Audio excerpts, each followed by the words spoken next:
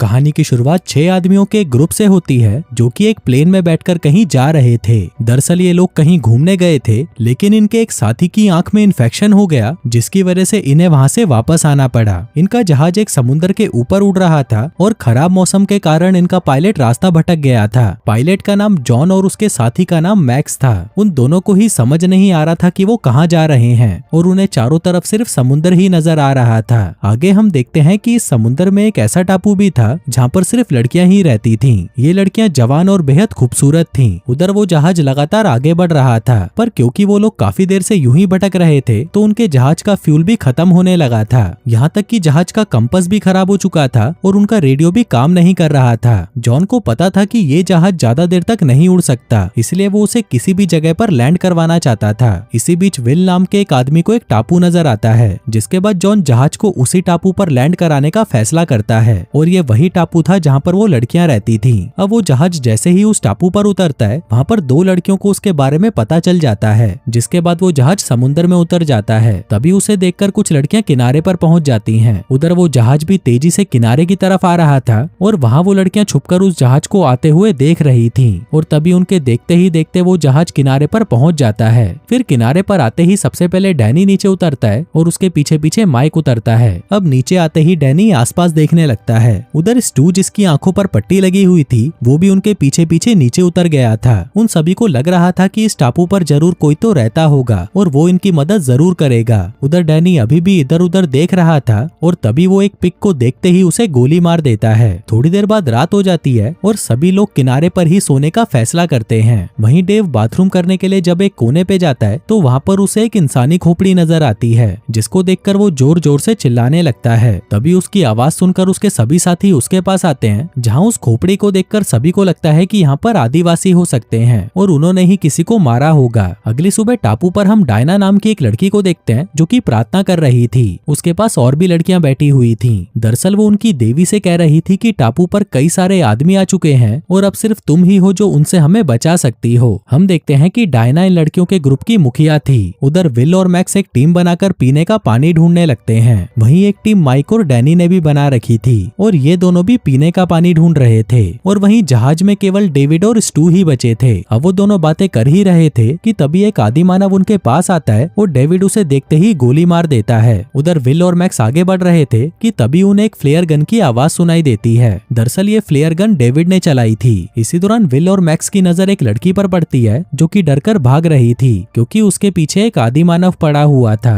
तभी उस लड़की की नजर जैसे ही उन दोनों पर पड़ती है तो वो डरकर दूसरी तरफ भागने लगती है। तभी विल भी उस लड़की के पीछे जाने लगता है, जबकि मैक्स गोली चलाकर उस आदि मानव को मार देता है। उधर वो लड़की लगातार भाग रही थी, तभी विल उसे दबोच लेता है, लेकिन वो लड़की उसका हाथ काटकर वहां से भाग जाती है। दूसरी तरफ माइक और डैनी भी एक लड़की को देखते हैं, पर इससे पहले कि वो उससे कुछ बात करते वो लड़की डरकर वहां से भाग जाती है। वहीं विल और मैक्स एक जाल में फंस जाते हैं और ये जाल उन लड़कियों ने ही उन पर फेंका था। उन लड़कियों ने इन दोनों को घेर लिया था और डायना इन दोनों को मारना चाहती थी, पर तभी वहाँ पर माया आकर कहती है कि इन दोनों को मत मारो, क्योंकि इन्होंने मुझे आदि मानव से बचाया था। अब माया की बात सुनकर डायना वहाँ से चली जाती है, जिसके बाद माया भी उनका जाल काटकर वहाँ से चली जाती है और वो दोनों आदमी बाहर निकल आते हैं। आगे डैनी और माइक उसी जगह पर पहुंच जाते हैं जहाँ पर कुछ देर पहले डायना प्रार्थना कर रही थी। उधर विल और मैक्स अपने जहाज के पास पहुंच जाते हैं और तभी उसमें से उस आदि मानव की लाश नीचे गिरती है। अब ये देखकर वो दोनों जल्दी से जहाज में जाते हैं और डेव से उस लाश के बारे में पूछते हैं। इसी बीच वो लड़कियां उस आदि मानव की लाश को उठा ले जाती हैं जिसे मैक्स ने मारा था। जिसके बाद डायना अपने कबीले से कहती है कि मेरी अभी अभी हमारी देवी से बात हुई और देवी ने मुझे बताया है कि हमारी टापू पर एक बहुत बड़ी मुसीबत आने वाली है। अब डायना की बात सुनकर सभी लड़कियां डर जाती हैं। वहीं रात को सभी लोग समुद्र के किनारे ही सोते हैं और फिर सुबह होते ही डेव उस आदि मानव की कब्र तैयार करने लगता है, जिसको उसने गोली से मारकर मार डाला था। अब इससे पहले कि वो उस आदि मानव को दफना पाता, उसके सामने वो लड़कियां आ जाती हैं। वहीं उनको देखकर बाकी के दोस्त भी डेव के पास आ जाते हैं। तभी वो लड़कियां उनसे उस आदि मानव की लाश मांगती है और वो लोग उन्हें वो लाश दे देते हैं, जिसको लेकर वो लड़कियां वहां से चली जाती हैं। तभी मैक्स उन्हें कहता है कि हमें इन सभी लड़कियों से दोस्ती कर लेनी चाहिए ताकि हम उनकी मदद से इस टापू से निकल सकें। अब मैक्स की बात सभी को पसंद आती है। सभी इस टापू से निकलना चाहते थे, लेकिन ना तो उनके जहाज में ज्यादा फ्यूल था और ना ही दिशा दिखाने वाला कंपास काम कर रहा था, जिन्हीं कारणों के चलते ये लोग यहाँ से निकल नहीं पा रहे थे। वहीं माइक को भी मैक्स की बात पसंद आती है। आगे वो जहाज में से कुछ बर्तन और कपड़े उठा लाता है ताकि वो इन्हें उन लड़कियों को तोहफे में देकर उनकी मदद ले सके। जल्दी ही डैनी, मैक्स और माइक उन लड़कियों की तरफ बढ़ने लगते हैं। तभी रास्ते में उन्हें वही 2 आदिवासियों की लाश नजर आती है जिन्हें डेव और मैक्स ने मारा था। वो लाश एक जगह पर टंगी हुई थी। अब उन तीनों को लग रहा था कि वो लड़कियां इन्हें डराना चाहती हैं, लेकिन वो तीनों इन लाशों को देखकर भी नहीं डरते। इसी दौरान डैनी और माइक ने एक लड़की देखी थी तो वो दोनों उसके पीछे जा रहे थे। आगे वो तीनों उसी जगह पर पहुंच जाते हैं जहाँ पर वो सभी लड़कियां प्रार्थना करती थीं। लेकिन वो तीनों जैसे ही वहाँ पर आते हैं वो सभी लड़कियां उन्हें घेर लेती हैं। उन तीनों को यहाँ पर देखकर डायना बिल्कुल भी खुश नहीं थी। तभी डैनी डायना से कहता है कि हम लोग तुमसे दोस्ती करना चाहते हैं, जो कहकर वो उनके सामने कपड़े और बर्तन फेंकता है। वो डायना से कहता है कि ये सब तुम्हारे लिए है, लेकिन उसकी बात सुनकर डायना कहती है कि हमें ये तोहफे नहीं चाहिए। अब डायना की बात सुनकर वो तीनों चुपचाप वहाँ से चले तो जाते हैं, लेकिन वो उन कपड़ों और बर्तनों को वहीं छोड़ जाते हैं। वहीं उन लड़कियों को वो सामान बहुत पसंद आता है, पर वहीं डायना को ये बिल्कुल भी अच्छा नहीं लगता।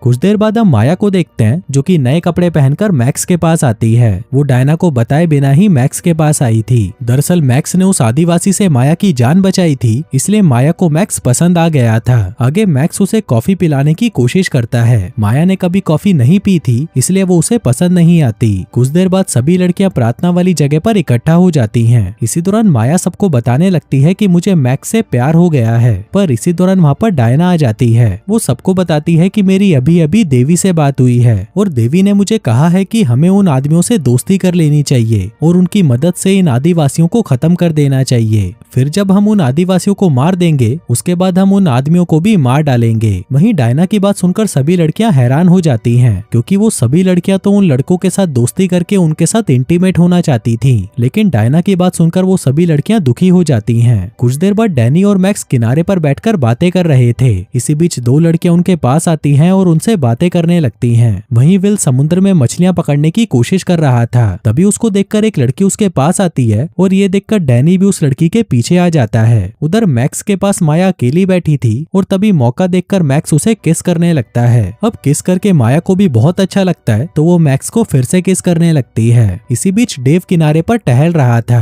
दूसरी तरफ कुछ लड़कियों ने माइक से भी दोस्ती कर ली थी और एक लड़की तो पेड़ पर चढ़कर उसके लिए नारियल भी तोड़ने लगती है। इसी दौरान उसकी नजर कुछ आदिवासियों पर पड़ती है जो कि एक नाव में बैठकर उन्हीं की तरफ आ रहे थे। वो लड़की चिल्लाकर सभी को एक जगह पर इकट्ठा करती है और फिर सभी कहीं पर छुप जाते हैं। इसी दौरान वो आदिवासी भी टापू पर पहुंच जाते हैं और वहां अपने साथियों की लाशों को देखकर गुस्सा हो जाते हैं। वहीं टहलने के बाद डेव आराम करने लगा था, पर इसी दौरान एक आदिवासी उसके पास आता है और डेव का गला काट देता है। कुछ देर बाद जब वो आदिवासी अपने साथियों की लाश लेकर वहां से चले जाते हैं तब वो सभी लोग बाहर आते हैं और देखते हैं कि उन आदिवासियों ने डेव को मार दिया था, जो देखकर वो बहुत दुखी होते हैं और फिर उसे वहीं पर दफना देते हैं। कुछ देर बाद जब माया और मैक्स टहल रहे थे तभी मैक्स को वहाँ पर एक पुराना सा जहाज नजर आता है और वो दोनों उसके अंदर जाकर चेक करने लगते हैं। दूसरी तरफ डायना के कहने पर सभी लड़कियां उन आदमियों को घेर लेती हैं। वहीं माया और मैक्स को उस जहाज में एक लाश मिलती है, जिसको देखकर माया मैक्स से कहती है कि यही हमारी देवी है। उस लाश को देखकर वो दोनों बाहर आ जाते हैं, जिसके बाद माया मैक्स से कहती है कि डायना शुरू से ही हमसे झूठ बोल रही थी कि देवी अभी भी जिंदा है और वो उससे बातें करती है। अब माया की बातें मैक्स को थोड़ी अजीब लगती है, इसलिए वो सच जानने के लिए फिर से उस जहाज में जाकर छानबीन करने लगता है। इसी दौरान उसके हाथ एक डायरी लगती है। वो उस डायरी को पढ़ता है जिसमें लिखा था कि कई सालों पहले एक देश में बहुत भयंकर युद्ध शुरू हो गया था, जिसके चलते सभी लोगों को वहां से भागना पड़ा। इसी देश में मारिया नाम की एक सिस्टर छोटे बच्चों का अनाथ आश्रम चलाती थी और युद्ध शुरू होते ही वो अपनी सभी लड़कियों को लेकर जहाज में आ जाती है। आगे जब जहाज वहां से जा रहा था तभी रास्ते में मौसम इतना ज्यादा खराब हो जाता है कि वो जहाज बेकाबू होकर एक टापू पर गिर जाता है। अब इस घटना में वो छोटी लड़कियां तो बच गई थी, लेकिन सिस्टर मारिया का जबड़ा टूट जाता है और जहाज का पायलट भी मर जाता है। वहीं छोटी डायना ही मारिया का ख्याल रखती है। डायना भले ही 10 साल की थी, लेकिन वो बाकी लड़कियों का बहुत अच्छे से ख्याल रखती थी। फिर जैसे जैसे डायना बड़ी होती गई वो खुद को उन लड़कियों की लीडर मानने लगी। कुछ सालों बाद मारिया की मौत हो जाती है, जिसके बाद डायना ही उन लड़कियों की लीडर बन जाती है। लेकिन वो लड़कियों से झूठ बोलती है कि मारिया कोई देवी है जिसने हमारी जान बचाई, और इसी के साथ ही वो पुराने जहाज में भी किसी को जाने नहीं देती थी।